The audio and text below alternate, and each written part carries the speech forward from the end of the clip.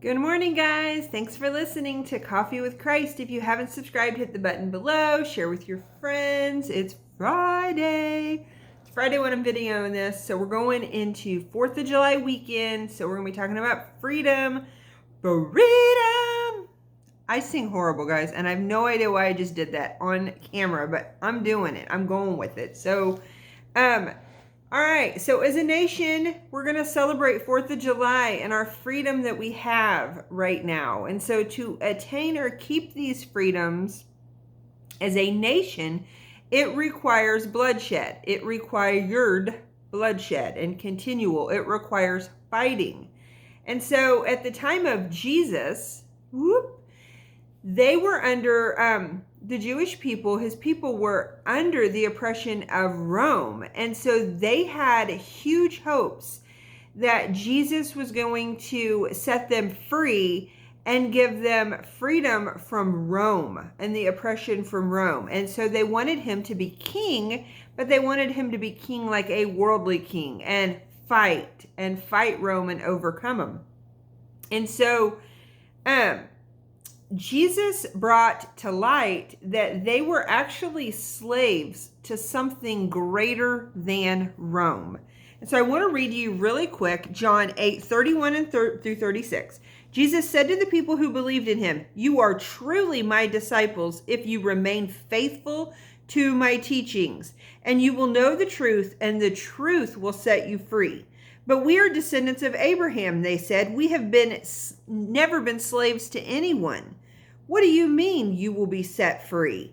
Jesus replied, "I tell you the truth. Everyone who sins is a slave of sin. A slave is not a permanent member of the family, but a son is part of the family forever. So if the Son sets you free, you are truly free."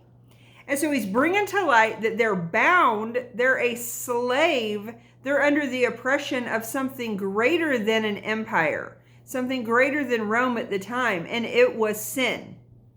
And ultimately, Jesus paid the price for them to be set free. He was on his way to pay the price. And there was going to have to be fighting, and there was going to have to be bloodshed. But the amazing thing about this freedom is it was his blood that was shed. He didn't require our blood to be shed. And that's still the same for us today. And the fighting was him. And he fought by going to the cross to fight the real enemy of sin, the real enemy of ours, and that was the devil. He battled the enemy through going to the cross, and he destroyed the works of the devil. It says in 1 John 3:8 that for this purpose, the Son of God appeared to destroy the works of the devil.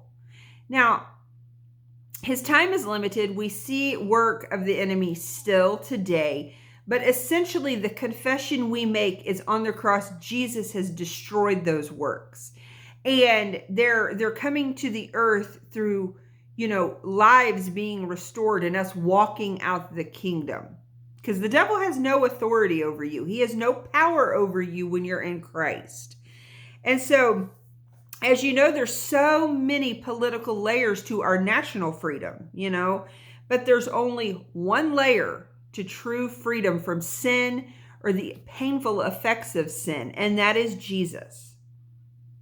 No corruption, no lies, none of that can take that away. I mean, it doesn't require continual bloodshed.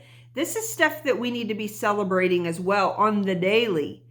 So, because this is a freedom that you don't have to fight for, it's a freedom that you receive through the surrender to Jesus, to the surrender to the giver. And that is amazing, beautiful thing. And so this 4th of July weekend, I'm just leaving you with 2 encouragements. I want to leave you with the first encouragement to pray for the freedoms of our nation. I haven't forgot about that. I haven't forgot, guys. God hasn't forgot. Pray for the freedoms in our nation. And if you have never surrendered to the giver, if you have never surrendered to Jesus, the one who truly sets us free from the true things that we're slave to, sin and death, then I'm just encouraging you not to wait, because he is good. So I'm here from somebody who knows him saying he is good and he is trustworthy. It's hard. Sometimes it's easier to battle with bloodshed and fight. It's hard to surrender to something else. The whole mindset is different for us to think about.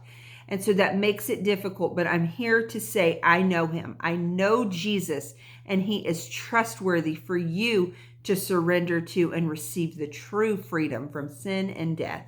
So have a great weekend. Praying for you guys. Hope you have a safe weekend, and I will talk to you on Monday.